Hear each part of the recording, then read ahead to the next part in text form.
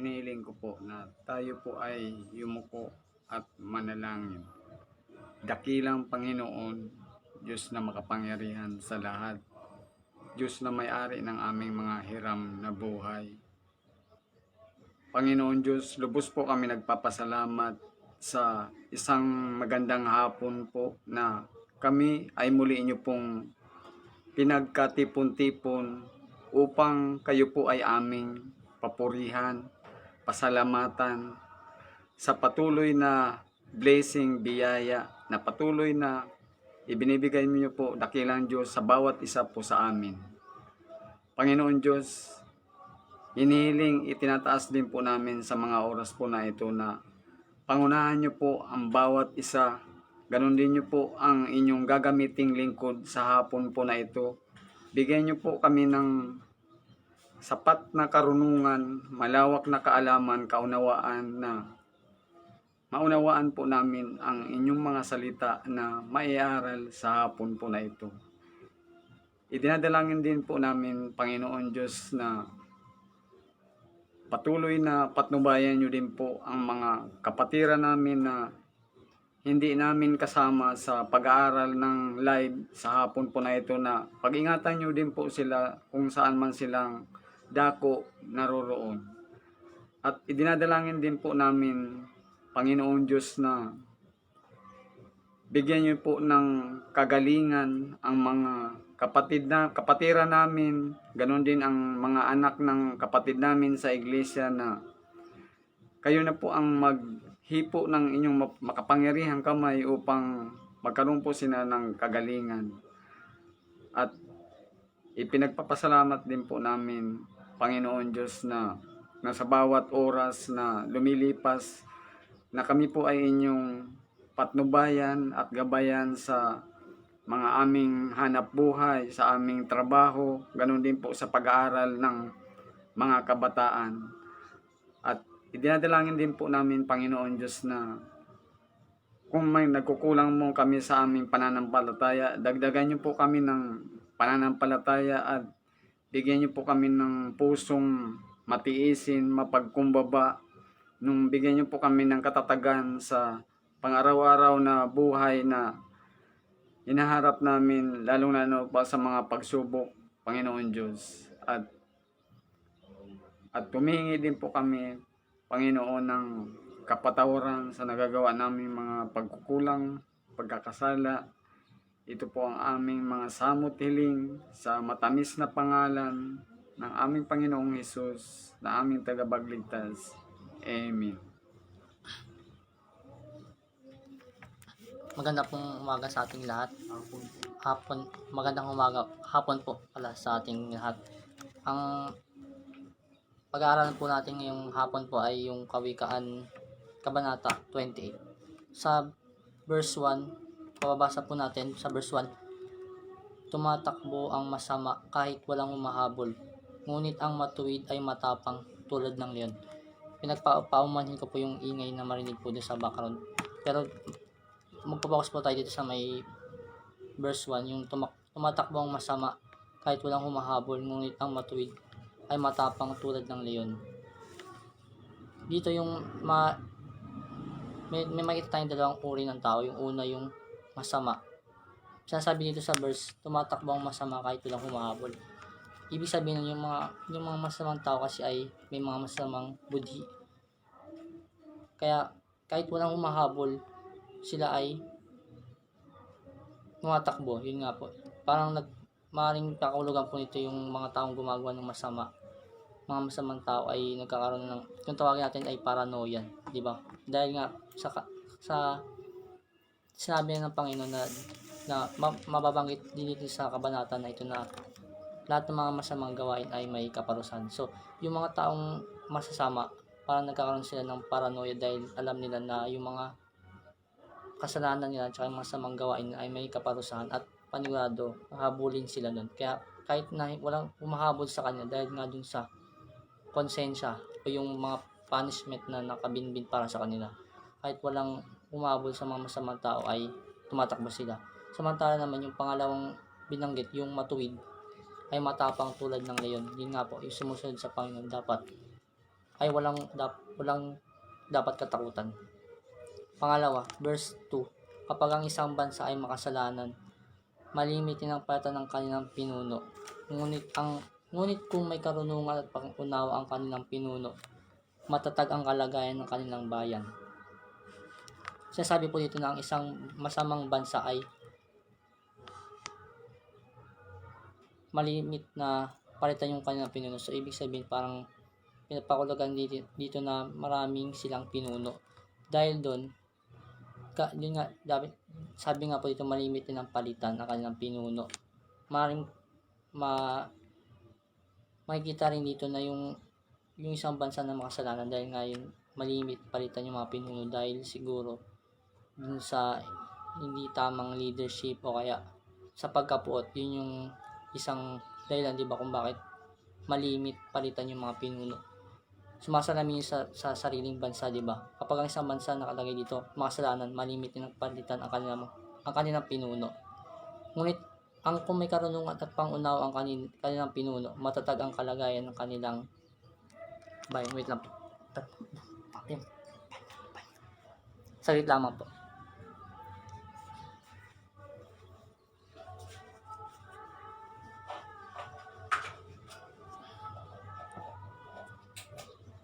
Ipagpapatuloy ko po din sa verse 2, kapag ang isang bansa ay makasalanan, malimit din ang palitan.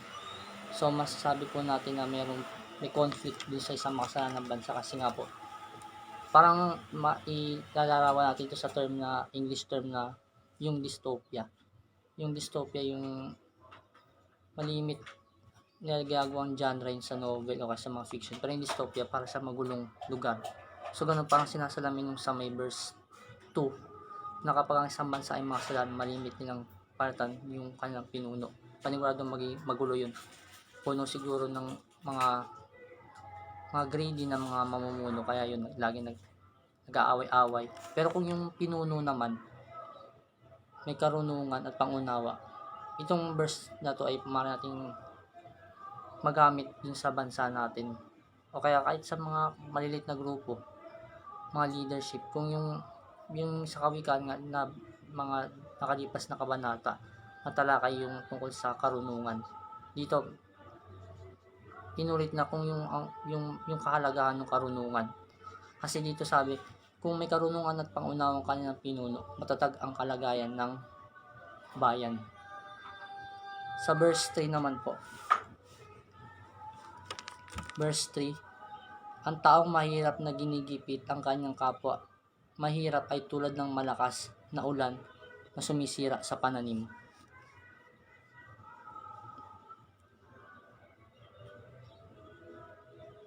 Ang taong basahin pa ulit. Verse 3, ang taong mahirap na ginigipit ng kanyang kapwa, mahirap ay tulad ng malakas na ulan na sumisira sa pananim. Medyo tricky yung verse kasi nakalagay ang taong mahirap na ginigipit. Tapos ginigipit niya pa yung kapwa niya. Mahirap. Maring makikita dito na minsan nagiging makapangyarihan ng isang mahirap. Yung situation na naisip ko dito yung, for example, may mga taong nakaangat na sa buhay, di ba? May mga ganun taong na nakalimot. Yung sasabi ng yung mga taong hindi marunong tumingin sa pinanggalingan ay hindi makarating sa paroroonan. May mga taong hindi man lingid sa atin para sa kaalaman na may mga ganun tao, di ba? Na kapag nakaangat na sila sa buhay, minsan kahit na din sila nanggaling, parang hindi nakalimutan nila na naghihirap din sila. Kung minsan sila pa yung dahilan kung bakit naghihirap pa yung mga tao, imbis na maramdaman nila kung ano ba yung pinagdaanan ng ibang tao. Kung minsan sila pa yung nagiging dahilan kahit na nagdaan din naman sila sa same situation. Lalo na sila yung nagbibigay ng kahirapan sa iba pang taong mahirap. Ang taong mahirap nga dito ay isinilarawan na malakas na ulan na sumisira sa pananim. So, ibig sabihin hindi siya nakakatulong lamang yung taong mahirap na ginigipit. For example din, maaari nating illustrate dito yung kahit hindi naman umangat sa buhay, kahit mahirap lang din siya. Parang maaaring hindi niya tinutulungan yung kapwa niya mahirap. Siya pa nagiging nagiging dahilan. May mga iba't ibang forms naman yun na pwede nating makita. For example, hindi nagtutulungan yung kapwa mahirap. Hindi nagtutulungan yung kapatid niya na mahirap. Kumbaga parang siya pinaging dahilan nung paghihirap. Yun, dito sa verse 3. An example yun na para siyang malakas na ulan na sumisira sa pananim. Verse 4, pinupuri ng masama ang mga taong lumalabag sa utos. Ngunit ang taong sumusunod dito ay kalaban ng masama. Dito sinasabi na kung ginagalang natin ang batas, hindi natin nais magtagumpay ang masasamang tao. Gusto nating itigil ang kanilang masasamang plano. Yun nga po, dito sa verse 4, pinupuri ng masama ang mga taong lumalabag. So parang nagiging, yung term po siguro dito yung enabler. Yung isang masamang tao o isang tao. Tapos parang mari mong pinipraise mo pa yung pinupuri mo pa yung masamang mga taong lumalabag. Maring iba't ibang form siguro po yun. Siguro yung mga simpleng pagsisinungaling o kaya yun. Maring yung mga taong pinupuri yung kasamaan. Siguro may iba't ibang forms din po siguro yun. Siguro yung pagpupuri na yun ay hindi lang yung literal na puri siguro. Siguro yung parang pagiging isa dun sa paggawa ng masama na mga gawain.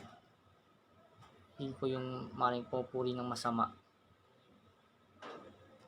Pinupuri ng mga masama ang lumalabag sa utos. Ngunit yun naman po yung pangalawa, yung tao sumusunod dito ay kalaban ng masama. Yung mga tao pong sumusunod, yun po yung kalaban. For example po yung sumusunod sa salita ng Panginoon. Diba po, naging kalaban sila ng mga taong gumagawa ng o lumalabag sa utos ng Panginoon. Ilama po yung dalawang taong binabanggit dun sa uri ng tao dun sa verse 4, yung taong pinupuri ng masama ang mga taong lumalabag sa utos. Ngunit ang taong sumusunod dito ay kalaban ng masama. Yun nga po, pinupuri ng masama ang mga taong lumalabag sa utos. Iba't ibang utos, maring kung pinakasimple sa kalsada, maring ganun, o yung sa pinaka grander naman, parang scheme o kaya mas bigger picture, yung salita ng Panginoon, yung mga taong lumalabag. Yung sa verse 5 naman po, nakalagay, hindi maintindihan ng masasama ang katarungan, ngunit lubos itong nauunawaan ng mga lumalapit sa Panginoon. Ulitin po natin, verse 5, hindi maintindihan ng masasama ang katarungan, ngunit lubos itong nauunawaan ng mga lumalapit sa Panginoon. Sasabi po dito na ang masasamang tao ay hindi marunong maging patas. Ngunit kung ginagalang natin ang Diyos, magiging patas tayo. Yun nga po, isa sa katangian ng Panginoon ay di ba yung pagiging patas. Yung mga taong masasama, sinabi po dito na hindi nila nakilala o hindi nila alam yung pagiging patas. Di ba bilang mga Kristiyano tayo po ay sumusunod sa yapak ng ating Panginoon. Yun nga po, yung mga taong masama dahil hindi po sila sumusunod sa mga utos ng Panginoon at hindi nila sumusunod yung yapak ng Panginoon. Kaya naman hindi sila nakakilala ng idea o concept ng katarungan o yung pagiging patas. Hindi po gaya ng mga sumusunod sa Panginoon. Verse 6 naman po, mas mabuti pa ang mahirap na namumuhay ng matuwid kaysa sa mayaman na namumuhay sa kasalanan. Ito po, ma-apply po natin sa ating buhay tungkol sa yung perennial problem ng isang tao, yung pera. Sasabi po dito sa verse 6 na maaari kang yumaman sa isang masamang pamamaraan. Totoo nga po yun. Dito pagbasahin pa natin sa isa mga social problem ng Pilipinas, yung droga, di ba? Kadalasan ang nagiging sanhi daw o na yung mga cases ng pagbebenta ng droga, di ba, maisasangkot natin yung dahil sa kahirapan o kaya kagustuhan na kumita. Yun nga po, sinasabi dito na yung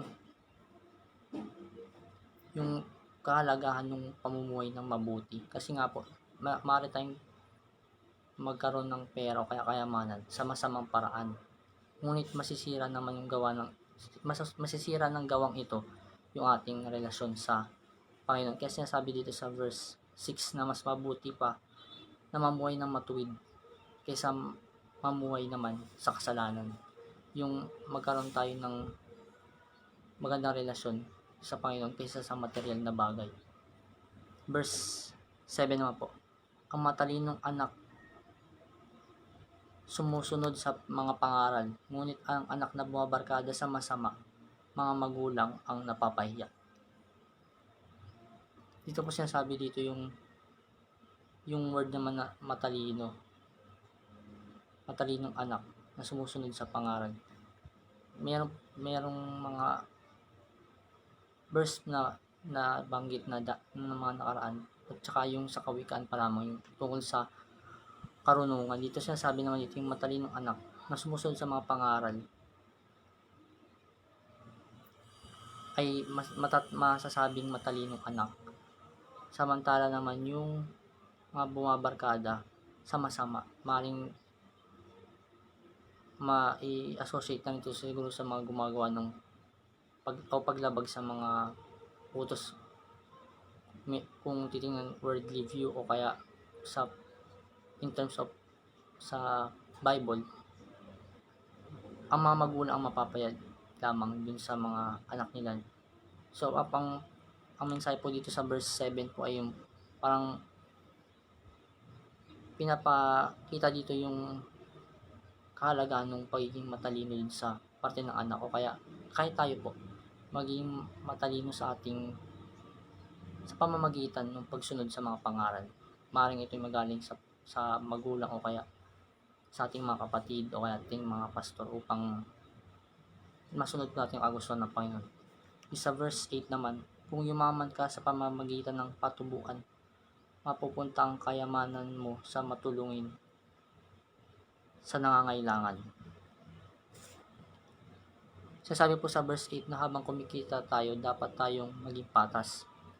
Hindi natin dapat pahirapan ang ibang tao.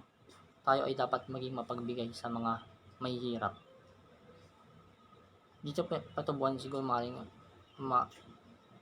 associate siguro to sa pautangan siguro po. Mapupunta ang kayamanan mo sa matulungin sa nangangailangan.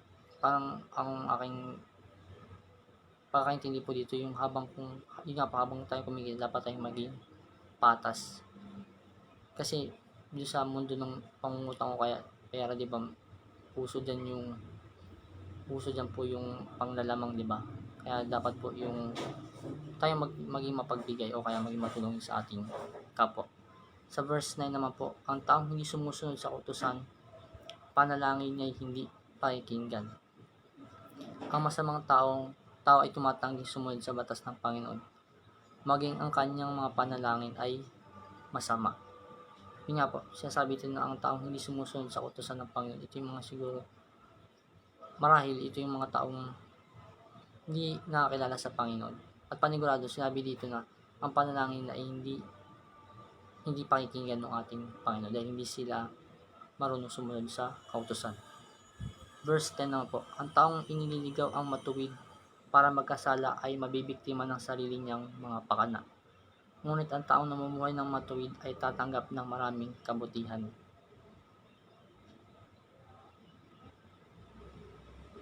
Maaaring may masamang balak. Sasabi po sa verse 10 na maaaring may masamang balak ang isang tao sa mga mabubuting tao. Yung masamang tao may balak masama sa mga tao, sa mga mabubuting tao. Ngunit yun nga, makikita po natin dito na yun nga nakalagay dito, yung mga taong inililigaw ang matuwid para magkasala ay mabibiktima ng sarili niyang mga pakana. Ibig sabihin po, makikita natin dito yung pagmamalasakit ng Panginoon na hindi niya pababayaan yung mga taong inililigaw, yung mga taong matuwid na inililigaw ng mga masama. Dahil sinabi nga po na yung kung ano man yung balak ng masama, panigurado babalik din sa kanya. Hindi hahayaan ng Panginoon na magtagumpay ang masasamang plano. Yun po yung pinapakita dun sa verse 10 na kahit anong plano yan, kung masama, yung masamang nagpaplano niyan, babalik din sa kanya. Kasi nagmamalasakit yung Panginoon at pinaprotektahan tayo ng Panginoon. Samantalang naman yung taong namumuhay na matuwid, panigurado, yun ay kakaroon ng gantimpala. Verse 11, ang akala ng mayaman, marunong siya, ngunit ang mahirap na may pangunawa, alam kung ano talaga siya. Sasabi po sa verse 11 na ang ilang matatalinong tao ay mayaman, ngunit maraming matatalinong tao ang mahirap. Ang isang mahirap na taong matalino ay mas mabuti kaysa isang mayamang hangal. Sasabi po dito na yung medyo tricky din nakalagay dito sa explanation ko po na ngunit maraming taong matatalino ang mahirap. Matatalinong tao ay kung minsan parang reverse kasi yung ibang mayaman sa material na bagay lamang pero meron silang kasalatan naman kung hindi sila nagkaroon ng karunungan. Samantala naman yung mahirap, yung minamahal ng Panginoon, meron silang karunungan. Medyo ironic lang pero kung minsan talaga yung mayaman kasi mababanggit din dito sa mga susunod pang verse na kung minsan yung mayaman ay sila yung mahirap kung minsan sa walang karunungan sila. Pero nga, yung mga matalino o yung mga mahihirap, yun ang binibigyan ng katalino o nagtataglay ng katalinungan. Sa verse 12 naman po, kapag matuwid ang namumuno, nagdiriwang ang matao. Ngunit kapag pumalit ang masama, mga tao ay nagtatago. Dito po sinasabi dito yung verse yung sa tungkol sa pamumuno. Yun nga po, yung may nabanggit na rin kanina dito sa verse na tungkol sa pamumuno. Sa verse 2 kanina, tsaka sa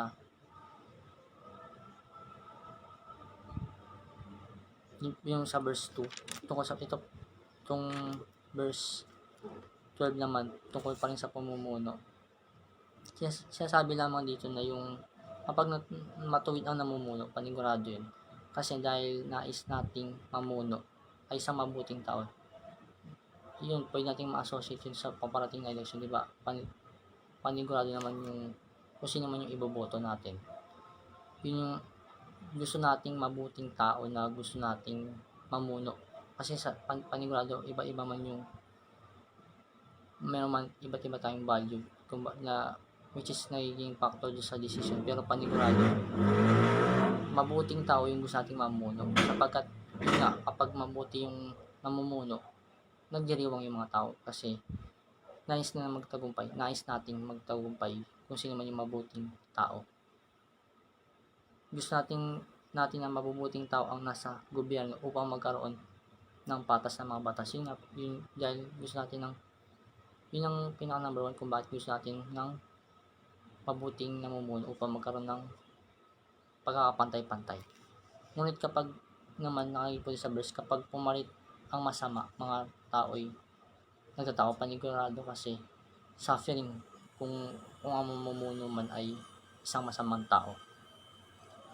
Verse 13, ang nagtatago ng kanyang kasalanan ay hindi mapapabuti, ngunit ipahayag niya ito at tatalikdan, siya'y kahabagan.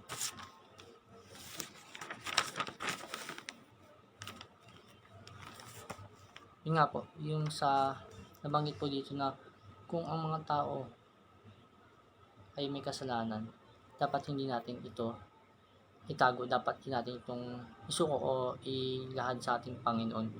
Kaya imbis na itago pa natin, lalo lang lalala yun, mas maigi na isuko natin o ilapit natin yung Panginoon sa ating sarili, ilapit natin ating sarili sa Panginoon at ihayag yung ating mga kasalanan upang tayo bigyan niya ng kahabagan kaysa sa itago pa natin.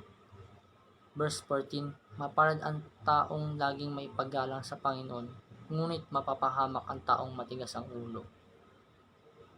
Sasabi po dito na kung ginagalang mo ang Panginoon, tutulungan ka ng Diyos. Ngunit ang taong tumatanggi sa mensahe ng Diyos, hindi nila iniimbitahan ang Diyos sa kanilang buhay.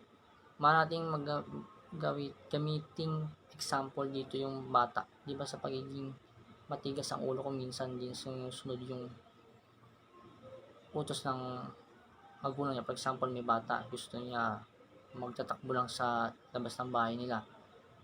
Eh kung yung lugar na yun ay malapit o nasa gilid lamang ng kalsada na dumadaan yung mga maraming kotse, maraming truck, dahil sa kanyang katigasan ng ulo, panigurado, ang kauwian niya ay kapahamakan. Pero yung mapalad yung mga taong may paggalang, sabi po sa verse ng 14 ng Kawikaan, dahil mapalad yung mga taong may paggalang sa Panginoon, dahil panigurado poprotektahan at may pagmamalasakit ang Panginoon sa mga taong yun, kaysa sa mga taong matitigas yung ulo o hindi marunong sumunod.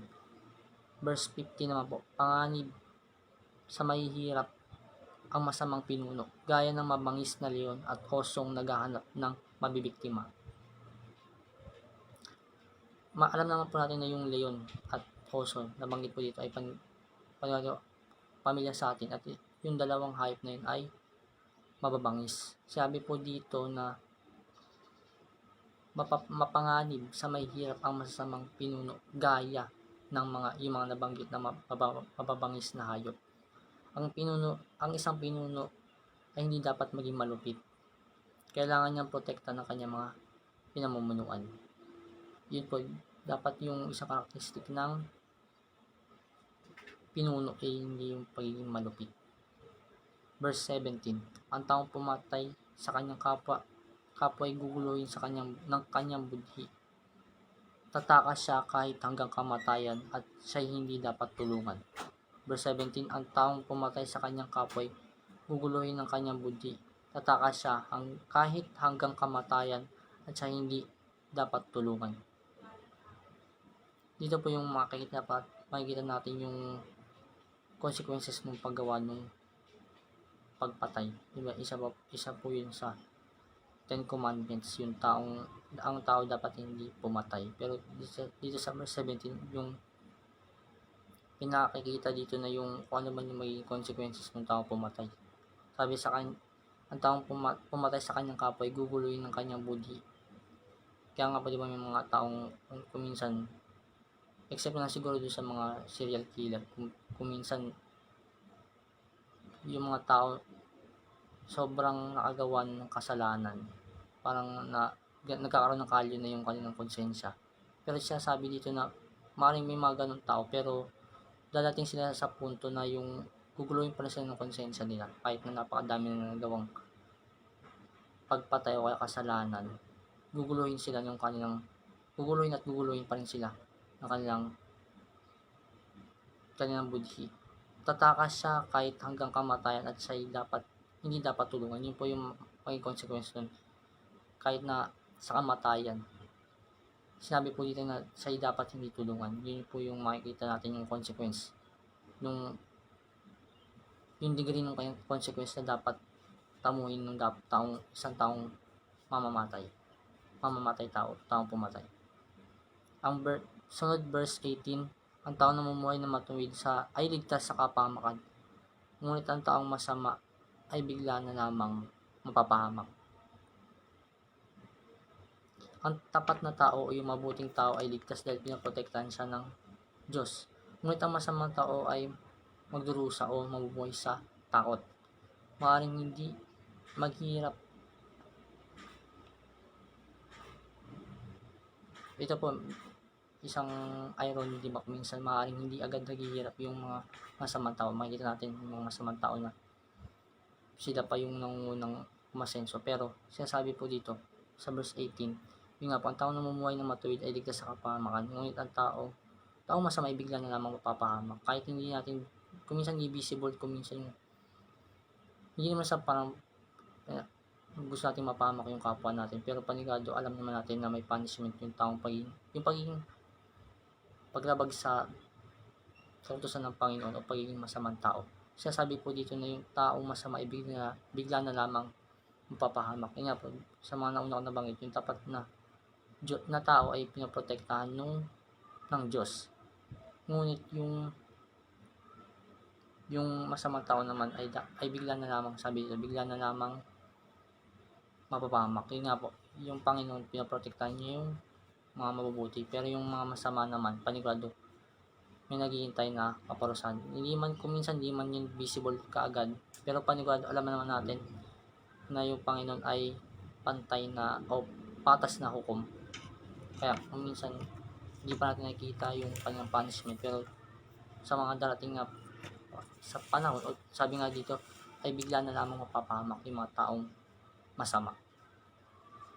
Verse 19, ang masipag na magsasaka sa pagkain ay sagana, ngunit maghihirap ang taong nag-aaksaya ng oras. Maring gamitin natin pangalan ito sa taong mga tamad. Ito yung isa sa perennial problems ng tao, yung pagiging tamad. Kahit din naman po ako ay nagiging tamad. Yun nga po sabi dito, ang masisipag na magsasaka sa pagkain ay sagana. Inilarawan dito yung magsasaka, di ba, yung mga magsasaka kung hindi naman sila magsisipag. Alam naman natin yung pagtatanim requires ng maraming oras, tsaka effort, tsaka panahon. Pagsisipag talagang kailangan. Pero yung mga tao nag-aakasaya naman ng oras, sabi dito, ay maghihirap. So, pinapakulagan po dito na huwag tayong maging tamad. Yung tamad, ano ba nagiging produkto ng pagiging tamad? Kung minsan, imagination lang, di ba? At yung imagination, hindi naman natin yun makakain. Pag in-imagine pa natin yung pagkain, o pag in-imagine ko yung pagkain na masarap, makakain ko ba yun? Hindi, syempre. Kaya kailangan natin yung konsepto ng pagsisipag at hindi yung pag-aaksaya ng oras. Verse 20, ang taong tapat sasagana sa pagpapala, ngunit ang taong nagmamadaling yumaman ay parurusahan. Dito po makikita natin yung taong tapat kaysa dun sa nagmamadaling yumaman. Meron na po kaninang naunang verse na yung maaari tayong yumaman sa mga masamang pamamaraan. Yun, mabilis ka talaga siguro yumaman yun. Pero sabi po nga dito na yung taong namumuhay ng matuwid o yung gumagawa ka man, kahit man yan ay kung minsan yung buhay parang di naman yan karera. Yun po dapat nating ako nung narinig ko yung quote na life is not a race na tumimo sa isip ko, tama nga naman po na yung kung minsan mas magandang piliin natin yung matuwid na at ligtas na pamumuhay o paraan kaysa naman doon sa instant. Kasi kung minsan yung instant nagdadala na ng kapamakan, yung instant na mapagkain nga po nagdadala ng yung mga preservatives. Kung ano yung madaling napunta sa'yo, hindi mo pinaghirapan,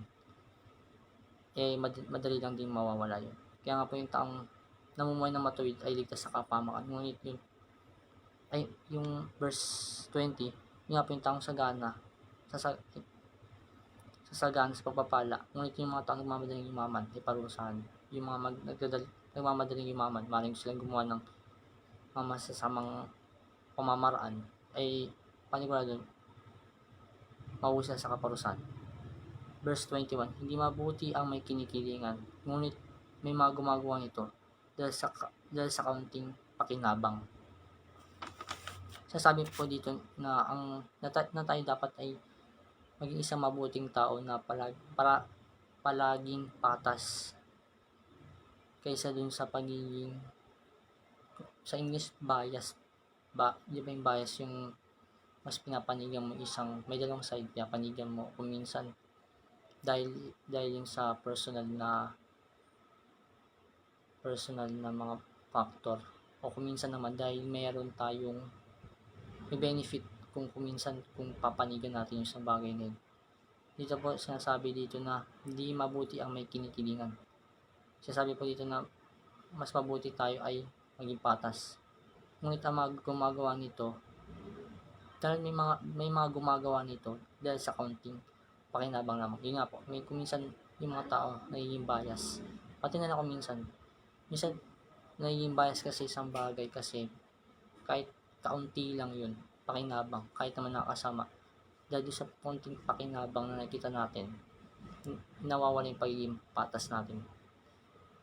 Verse 22, yung mga madaling yumaman ang taong sa pera ay gahaman, ngunit ang hindi niya alam patungo pala siya sa kahirapan.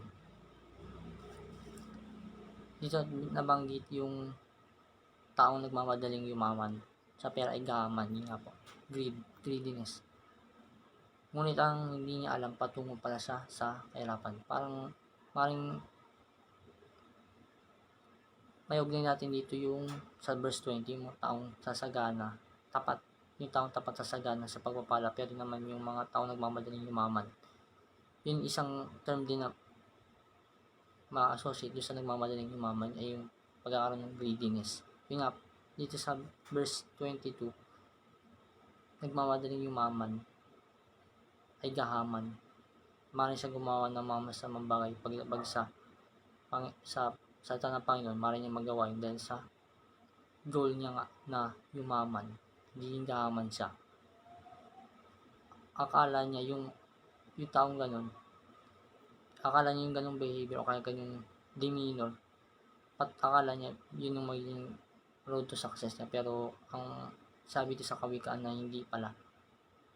Kaya dapat maging matalino tayo dito sa pagkakaroon ng desire na yumaman. Siyempre lahat naman tayo ay may desire na yumaman, pero dapat tayong maging matalino na hindi tayo mapupunta sa pagiging gahaman.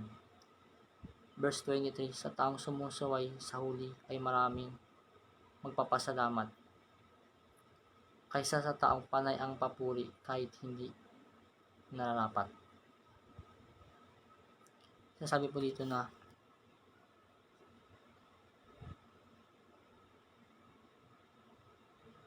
kailangan nating malaman kung kapag tayo ay mali, kailangan nating tanggapin ang mga salita ng pagtutuwid. Sinasabi po dito na yung sumusuway sa huli ay maraming magpapasalamat kaysa sa taon panay naman yung papuri kahit hindi narapat. Maring iba't ibang form sa buhay natin makikita yun, pero makita po natin na doon na yung kahalagahan ng pakikinig, maring pakikinig o pagsunod. Sa verse 24, ang taong ninanakawan ang magulang at sasabing hindi yun kasalanan ay kasamahan ng mga kriminal. Ito, sabi po dito yung maaaring binigyang din dito na yung maaaring makita natin yung prodigal son na story dito, yung taong ninanakawan ang magulang at sasabing, di ba sa prodigal son na story po yung kinuha yung kayamanan niya, sa tingin niya nararapat sa kanya, pero sinabi dito na maituturing din silang parang kahilian o nasa kategory din silang mga kriminal, yung mga ganong klaseng tao. 25, verse 25, ang taong sakim nagpapasimula ng kaguluhan, ngunit ang taong nagtitiwala sa Panginoon ay magtatamo ng kasaganahan.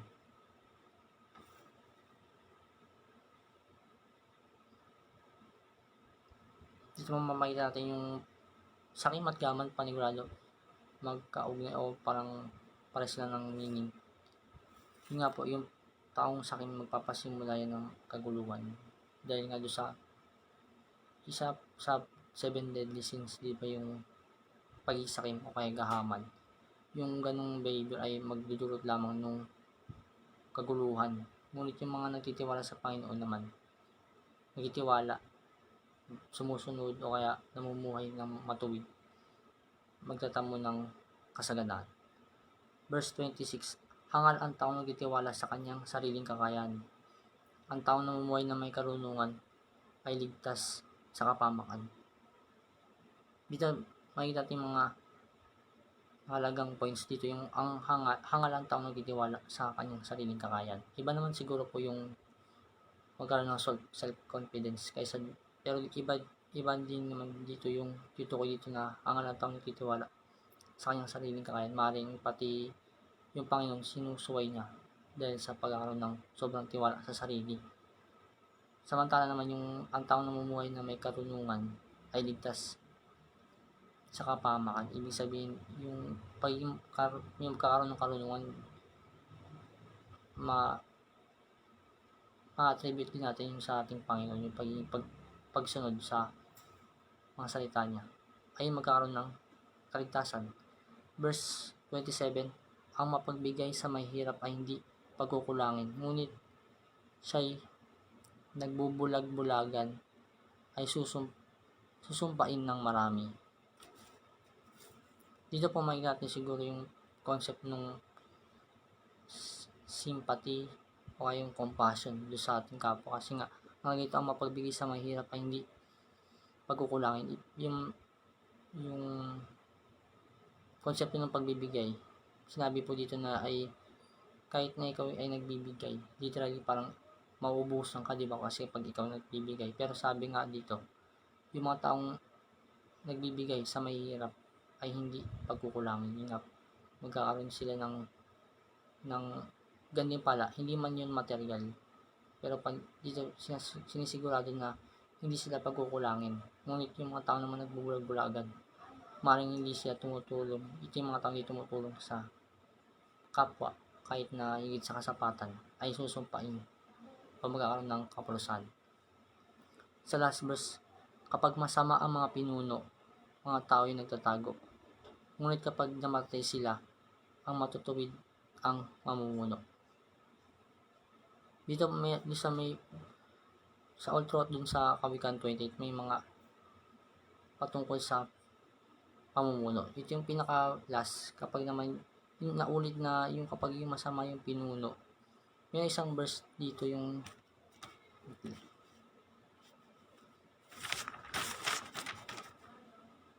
sa verse 12, kapag matuwid yung namumuno, nagdiriwang yung mga tao. Dito din sa may last verse naman, kapag masama ang mga pinuno, mga tao nagtatago. Medyo parang connected sila na yung concept ng kapag masama yung mga pinuno, wala naman sinong tao na gusto ay masasamang pinuno, nilalayuan sila o kaya nagkaroon ng kilusan o kaya iba't ibang paraan upang babagsakin sila, kasi ngayon masamang pinuno ay malulupit.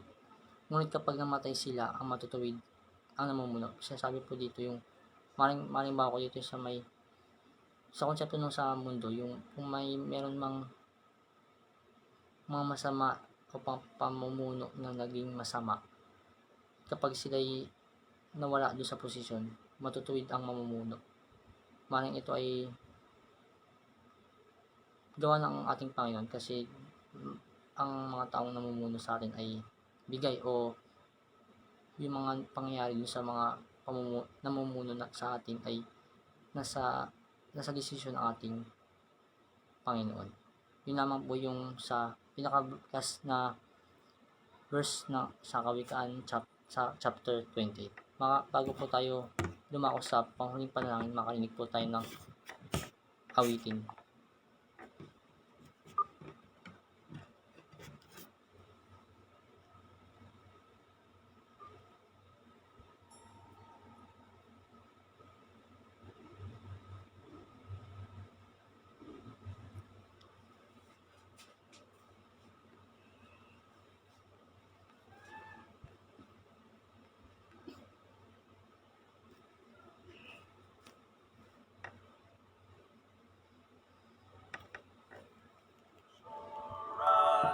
Jesus is mine. Oh, what a foretaste of glory divine, heir of salvation, purchase of God, born of His Spirit, washed in His blood. This is my story, this is my song, praising my Savior all the day long. This is my story, this is my song, praising my Savior all the day long. Perfect submission, perfect delight, visions of rapture now burst on my sight. Angels descending bring from above echoes of mercy, whispers of love. This is my story, this this is my song, praising my Savior all the day long. This is my story, this is my song, praising my Savior all the day long. Perfect submission, all is at rest. I and my Savior am happy and blessed, watching and waiting, looking above, filled with His goodness, lost in His love. This is my story, this is my song, praising my Savior all the day long. This is my story, this is my song, praising my Savior all the day long.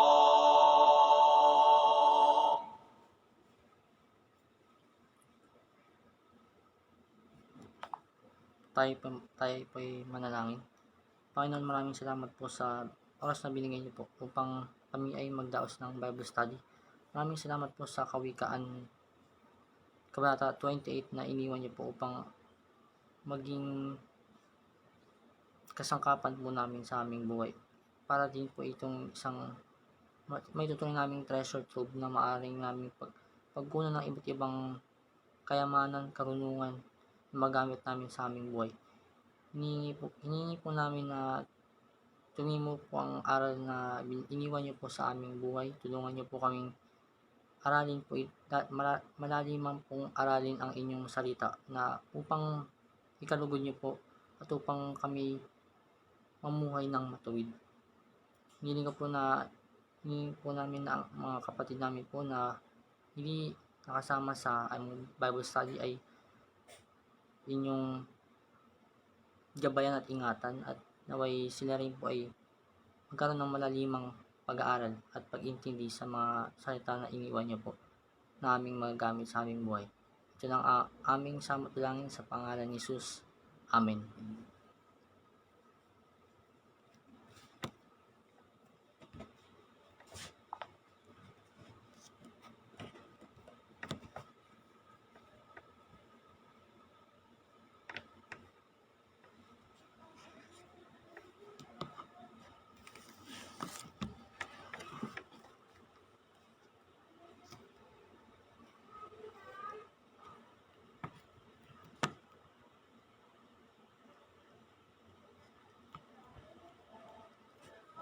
Lord, in the light of His word, what a glory He sheds on our way.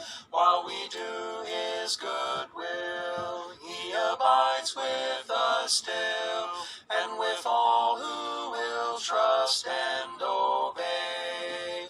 Trust and obey, for there's no other way to be happy in Jesus, but to trust and obey.